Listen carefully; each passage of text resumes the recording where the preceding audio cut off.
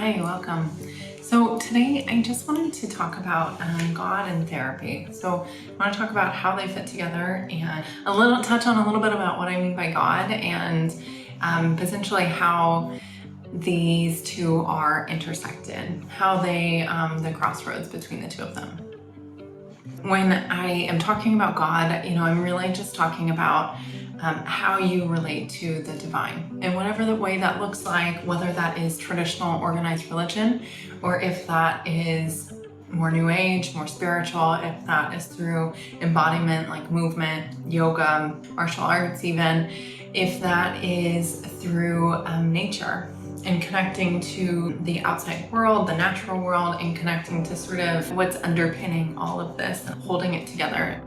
Paul Tillich, who was a Christian theologian, he was a theologian in the 1900s, he termed that the ground of being or source. And so maybe that is what you think of when you think of God. But when I'm saying God, what I mean is however you relate to the divine. Okay. Now, I want to talk about how God and therapy. So a lot of times when God comes up in the conversation, it can be really activating because it brings up a lot of religious trauma that people have experienced at the hands of organized religion, religious communities, exclusion, etc. And that is all valid. And that will come up here. That will be things that we talk about.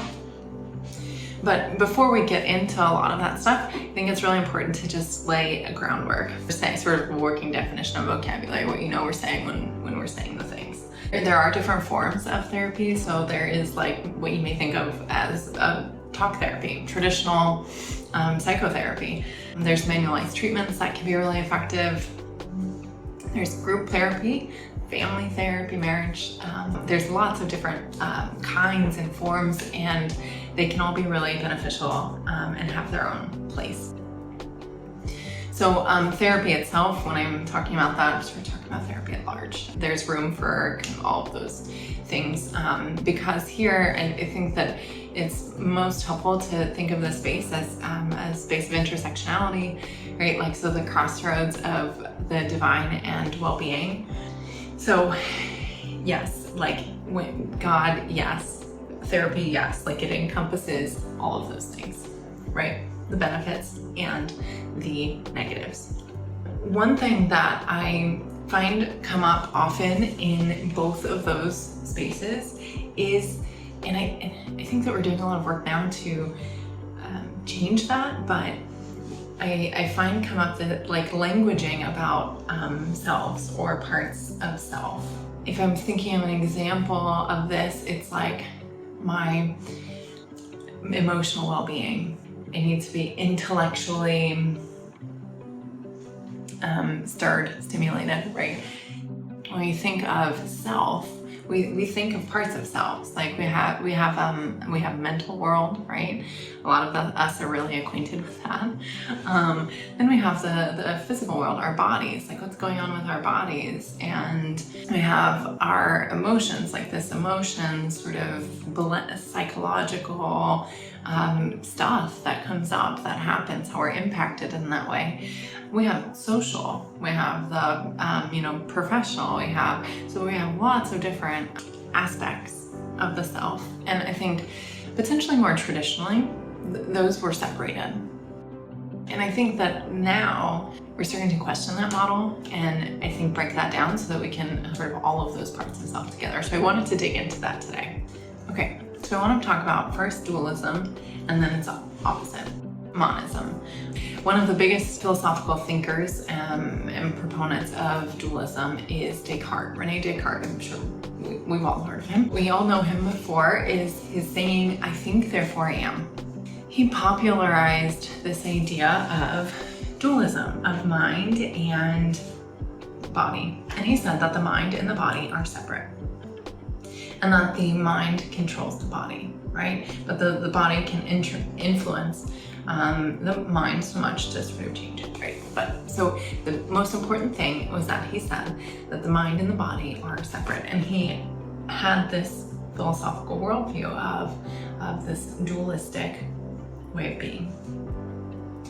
And I think that really became integrated into society, into cultural fabric. And so in a lot of the things that we say and do, like some of just, I think the languaging around things has stuck around.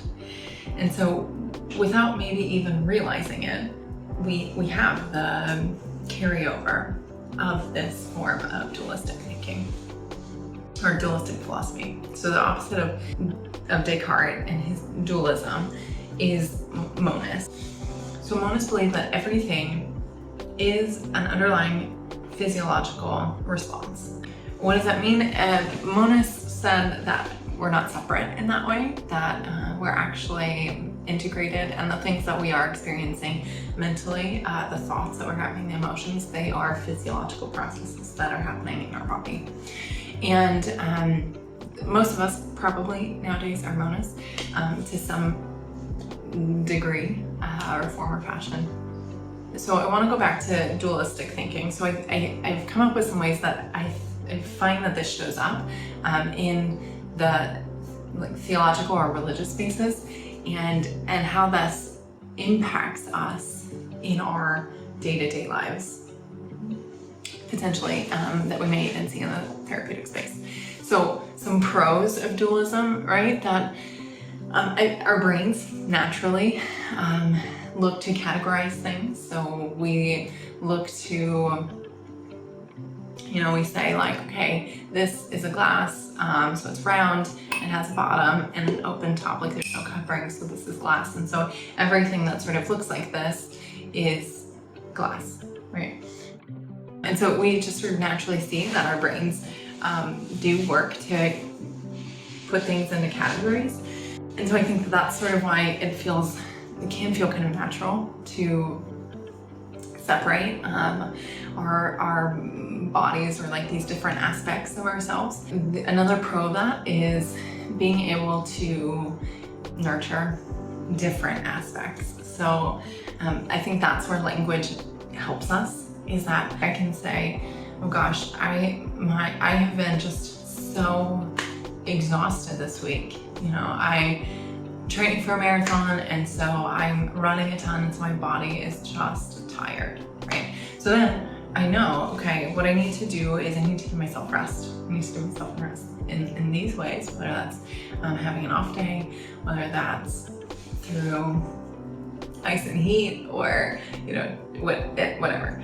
When I can identify that this aspect of myself, being my body, is needing rest, then I can respond accordingly and appropriately. So in that way, categories and language helps us. One of the cons of dualistic thinking would be the value that we give to life, and probably based on like the different priorities that we give to these different aspects of ourselves, okay? Another one is going to be that we neglect or prioritize one aspect over another. And then the last one I would say is that we can very easily misunderstand our connectedness or interconnectedness. So value of life, what do I mean by that? So how does dualistic thinking impact the value that we place on life, but also like living, sort of like being a citizen? I think one easy example of seeing this is in 2020 with the pandemic. A lot of people, millions of people lost their jobs, right? And so families were faced, I know as a therapist, I had lots of conversations with couples who are faced with the really difficult reality of one partner not working and the other partner working. And it's really interesting, the conversations that come up when that happens. So when we're not working, when we're not producing, there is this idea that like we're not as valuable. That there's this idea that my value is derived, and I would say this is a really American ideal, that my value is derived by what I can produce and by the things that I bring to the table, right? So whenever that happened, a lot of relationships really suffered. A lot of families took a hit. And then a lot of personal identities, I would say, as well. Like, if I'm not expressing this part of myself, what am I doing? I can't participate in the world. I'm not actually of use to anyone. Why would anybody want me? Relationships. Why would anybody want to be in a relationship with me if I am not participating in the world in this way or exercising this sense of self? So I think that is one slippery slope of dualism, is that when we are separating our identity into these different categories, what can happen is that we prioritize one over another, and that when one falters or we lose one for whatever reason, we go through a process of grief for one, and we have this sense of like loss of identity. So leads me into the next point, the next con about dualism, right? So we often can neglect or prioritize one aspect of ourself over another. So if I'm concerned about physical fitness or appearance, like if I'm training for a marathon, I might be pushing myself to reach the X, Y, and Z goals, these sort of physical goals, to be able to run a marathon, at the detriment of the other aspects of myself. So at the aspects of myself, whether that's spiritually, whether that's socially or psychologically, right? So maybe running a marathon isn't actually really good for me right now, psychologically. Maybe I'm burnt out. Maybe I'm not setting appropriate boundaries with the other commitments that I have in my life. And like all that's to say that, running a marathon isn't bad. But it's just that sometimes we can really easily get into the habit of prioritizing one or over another, or bodies is such an easy example of this, of like how we often prioritize appearance and default standards of beauty, default bodies. And we often prioritize that over our physical needs, our spiritual needs, and our psychological needs, right? So even just like this idea of restricting, or the Super Bowl was recently, and so even after going to a big Super Bowl party and hang out with friends on the weekend, and we might eat food that we would normally eat. I don't know. And some of the thinking that can come up after that is like, all right, now I need to get back on track this week, right? And that can be really detrimental, especially when that happens on a long period of time, right? When that kind of thinking is consistent, that can be really detrimental to our physical needs, and it can be really detrimental to our psychological needs as well. So dualistic thinking can really impact the value that we place on life. It can really impact how we neglect or prioritize some aspects of ourselves over others. I think it can really lead to a misunderstanding of the connectedness of our sort of a being, of our interconnectedness. So for example, a lot of times, because I specialize in anxiety and working with clients who have anxiety, and oftentimes someone will tell me that they were having these really physical symptoms. Their heart was pounding out of their chest. They couldn't catch a breath. They were tense. They were tingly and numb, and like their brain, like they just couldn't think about anything, right? And they were like really afraid. They thought they were having a heart attack, so they went to the hospital, right? In the hospital, I'll run tons of tests, and they come back negative. It can happen that we go to the hospital thinking that we have, we're having a sort of physical ailment, and really it can often be a manifestation of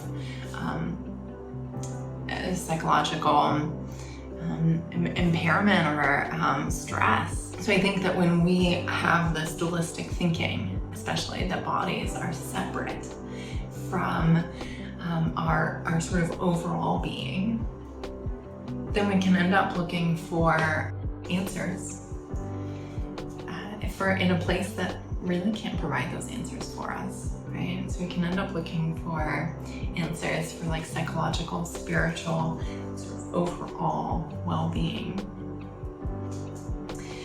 and be looking for that in the medical model. And it's not actually a system that's equipped to answer those questions. I do want to just take a step back. I think we have a sort of like a difficulty with language here. So I think that it's important to be aware of dualism and to be aware of how it impacts us, how it impacts the way we think, the way we act, and the way we speak. But knowing that we are contained within the limits of language. And so, like you just heard me say a minute ago, we can be impacted psychologically and spiritually, right? So those are aspects. And so that would be like sort of that separation of the self. I want to just kind of take a second to pause and say that, yes, it's just a function of language that we are contained within that, and that we are often going to use language that can be really helpful, that's specific and exclusionary, but isn't necessarily like inclusive of the whole. Does that make sense? So if I'm excluding other things, I'm like by default in my language excluding other things. So I want to pause and just say that that's the container that we are stuck within. It's a matter of awareness. It's the importance is to know kind of what's happening here. I think I give that introduction to say that, in both religion, in traditional psychology, and in the Western medical model, so really all of these huge historical symptoms. So the whole self, one's being, has been dissected and separated into parts so that we end up disembodied and disconnected from our core selves and the divine in and among and around us. When I'm talking about God and therapy, I think that we need to be equipped for soul searching, right? We need to be equipped to do the hard work of investigation. And I just want to say that, I think we're really not taught how to do that. I think that even as kids, we're really not taught how to be in the tough stuff. And that's not the case for everybody by any means, but I would just say sort of like socialization on the whole, that might be the case. We are told that we can be anything that we want to be when we grow up. And while that's really nice, that's not often true. And so, I think that when we're told that we can be anything that we want to be, when we get to adulthood, we're like, shoot, what do I want to be? And when the doors are so wide open, it's hard to find any which way. Do I want the opposite to be true? No, I think in my last video, I talked about how that wasn't the case for me. I was pursuing a path that people didn't agree with, and they had a lot to say about that. I experienced a lot of resistance. So on the one hand, yes, that's the case. We're told that that we can be anything that we want to be. But on the other hand, being told that we can't be what we want to be is really just as damaging. So I think what happens is well-meaning parents, when their kids are hurting, or when their kids are upset or sad, or any of those things, that they want to run to their kid, they want to console them, and that's great, right? They're not saying that's a bad thing, but one of the things if that can happen is that if we don't learn how to have those things, if we don't learn that those things happen in life, then it can be a lot harder as an adult to have to experience those same emotions, sadness or rejection, or any of the hurt, pain. I do think that it's just important to note that it's not often that we're taught how to be with unpleasant emotions, because it's difficult. It's really hard. And I don't by any way mean that we should be like enduring or like suffering through abuse or like trauma in any, no. But that like a lot of us experience in our day-to-day lives things that are unpleasant or just like difficult, right? Like being an adult in the world, being a person, being a human in the world is difficult. I would say for most of us, we're not necessarily equipped to do that hard work. That's something that we have to learn. We have to train ourselves. That is one thing. That's the space that like here therapy swoops right in. Therapy is a great space for learning how to be with the difficult things, learning how to be with the hurts, learning new skills to make those things more manageable, more bearable. Acceptance and commitment therapy, there's a focus there on being able to tolerate unpleasant emotions, being able to accept the things that are out of our control in life, because as much as I hate that, there are things that are out of control in our life. Meditation is something that is a regular practice in my life. I have found it to be hugely impactful and is something that I recommend for all of my clients. That meditation and mindfulness based skills can be life-changing. And even DBT, dialectical behavioral therapy, works a lot with distress tolerance, working on building skill, the building of the ability in people to be with their emotions in ways that are healthy. There are lots and lots of this is not comprehensive list by any means, but there are lots of different forms of modalities or approaches in therapy that really focus on helping us grow this capacity in us. One positive aspect of religion, a lot of times, and spirituality, right? So remember like that working definition there, is that it teaches us that there's hope and that there is faith, and that we have faith even if what we understand to be God or divine, or that sort of collective interconnectedness, even if that thing is the physical world, is nature, that there is this sort of underpinning, right? Like this, almost like this energetic thing that is connecting to and holding us upright. So even there is this like metaphysical aspect. And I think one thing that these frameworks, right, religion, spirituality, I think that one thing they do really well is that they instill in the person hope and faith in better times, in a better world.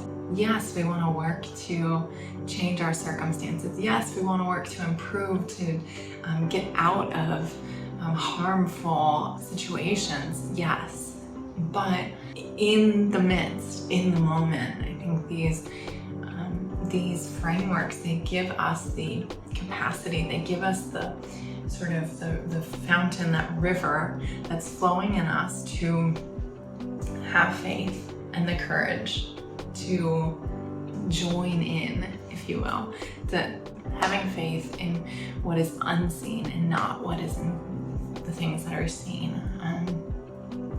That there being a whole cloud of witnesses that have gone before us, that we are joining in this journey. And that is a really positive aspect. One of the things I want to just say to like watch out for is that religion in the past has said there's been in some sects and parts there's been this idea of like suffering, right? Like that you need to endure the suffering, and I think that there's like a good part of that, and I think there's a really bad part of that, right? That like we've said before, and we're going to keep saying over and over again, no one should be in receiving abuse or being in harmful situations. If there is any religious leader that is or person that is telling you that you should be, that it's not true, that it's wrong.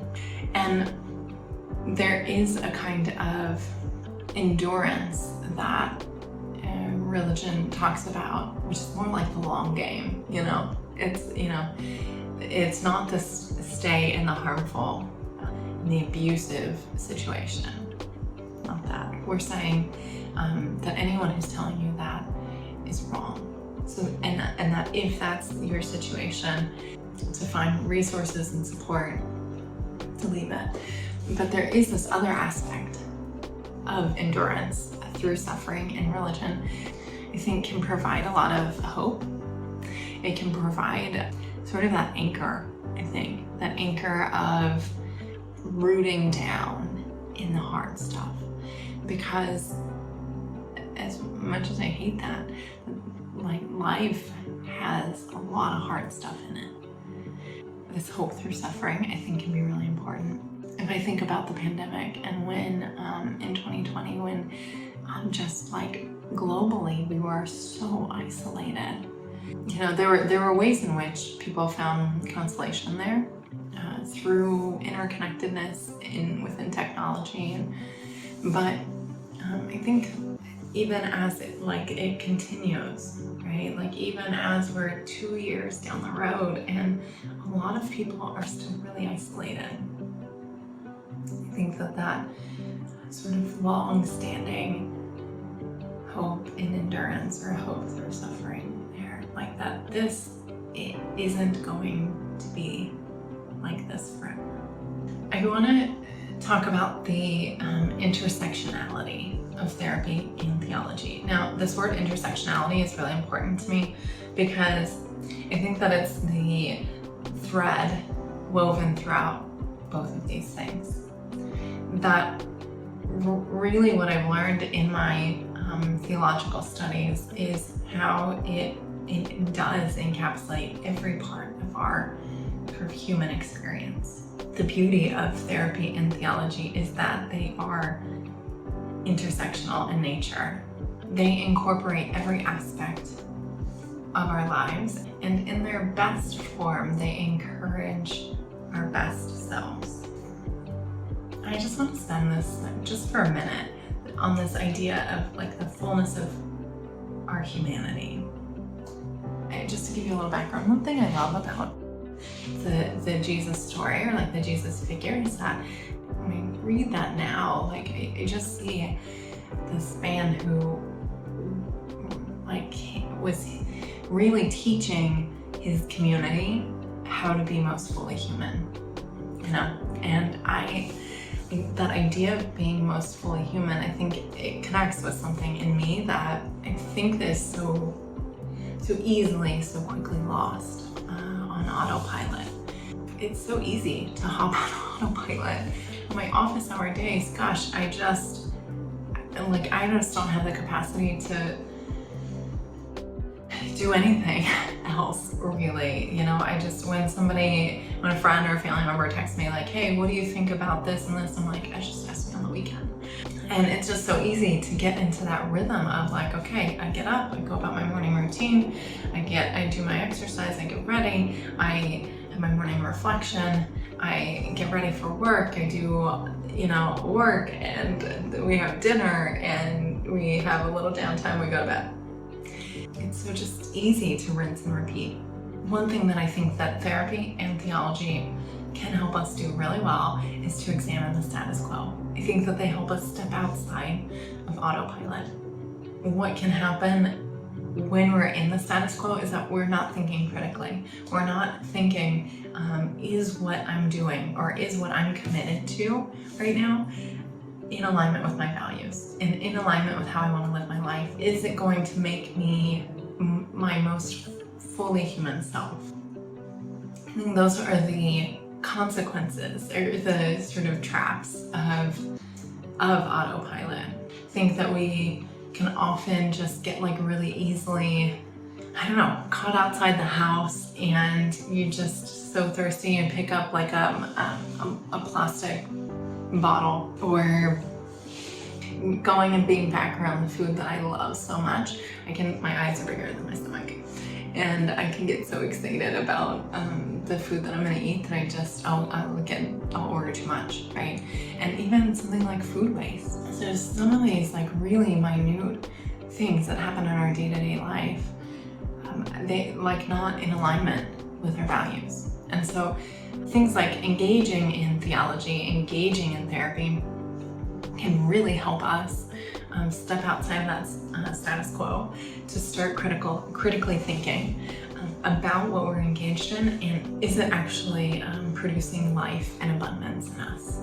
One thing that happened as a therapist right after the pandemic began was that I was seeing clients, and over and over again, clients were saying to me, nothing has actually really changed that much. It's just the status quo. But now, status quo isn't manageable anymore. It wasn't really working back then, but it was on autopilot. I was making it work. And now that I'm isolated, now that I'm stuck in the house, now that I have all this time that I didn't have before because I filled it up, now that I have all this time to actually think about what I'm involved in, it's not working for me. So I think that's like I said, that's the trap of the status quo, and I think that there are some things that therapy and theology can do to help. Well, therapy itself, right, can provide us a coping skills toolbox for confronting what we meet in our day-to-day lives. Working on, like we've talked about, emotion, distress tolerance, when we talk about boundary setting, like there is some of these like really fundamental things that we work on in therapy can be things that bring us to the way our life is and what our life looks like, and they can, our values, and bring those two things into alignment. And they can at least help with managing what's going on in our lives in a more sort of like productive, life-giving sort of way. Therapy can really help challenge and reframe cognitive distortion. So what's a cognitive distortion? Maybe a cognitive distortion, like it just means like a way that we're thinking that is distorted, right? So like if I'm taking imposter syndrome, if my cognitive distortion is that I'm fake and the people that I work with are going to find me out, right? So therapy can be really beneficial for examining that thought, that belief, and reframing it to something that is more accurate, more helpful, more realistic, right? Therapy is really beneficial for processing difficult emotions. So therapy can be a really, really helpful space for experiencing life, noticing what comes up, and then having a space to talk about both of those things and to think, what happened here, and to work through that, whether it's grief, whether it's even like joy, like, wow, I felt joy in that. Therapy can be a really, really supportive space. It can also help us cultivate our tolerance to the fact that we are unable to control the rest of our world. It's really not cool to say. It's also not fun for me to say that there are just things in life that we just don't have control over. And scary as that is,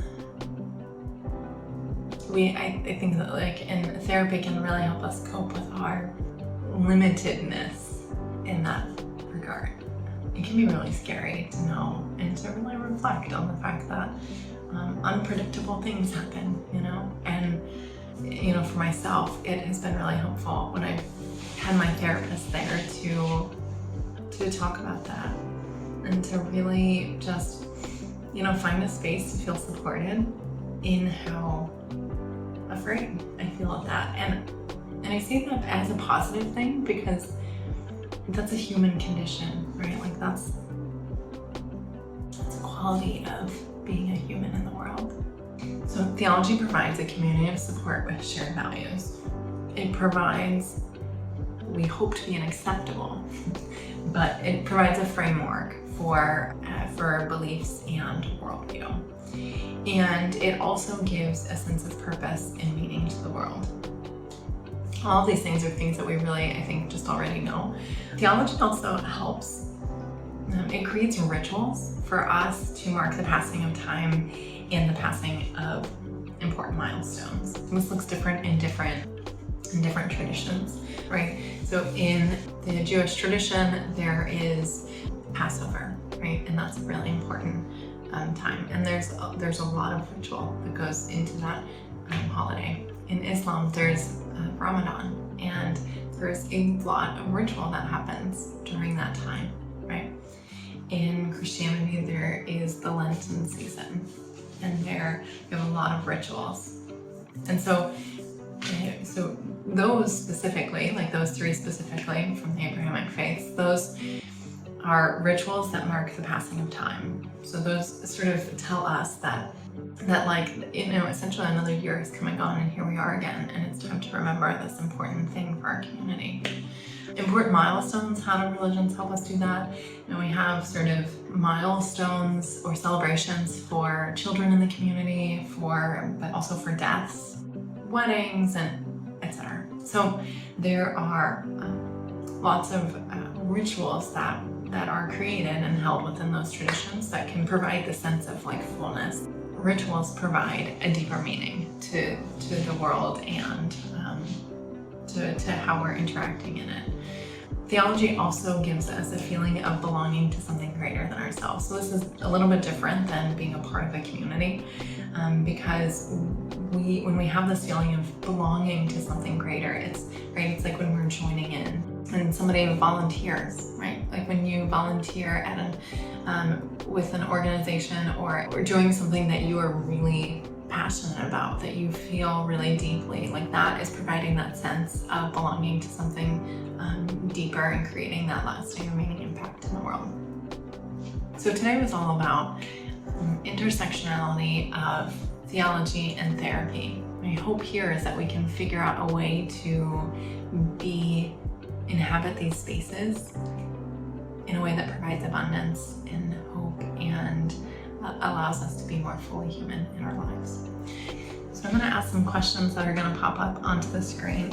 I encourage you to, if you have a paper and pen nearby, or even on your phone, on your notes app, just take some time and maybe write out what your answers are to these questions.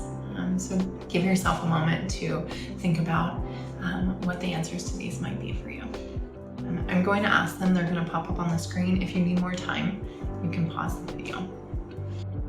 Have you ever thought of therapy and theology as intersectional? In what ways have you felt unprepared for the soul searching that is required of you in life? Is there any way that you can create more space in your life to reflect or to express more fullness of being human? Or is there anything that you need to say no to that is killing your soul? It's toxic. It prevents you from connecting to that fullness. As always, if you don't have a therapist, I recommend that you reach out to one for support if you need it. If you are lacking a religious or spiritual community and you would benefit from nurturing yourself in that way, I recommend that you search your local directory. You can find places on Google that are in your area and connect with people who are concerned and care about the things that you care about. Don't be a stranger. I'm glad you're here, and I look forward to seeing you again. Be well.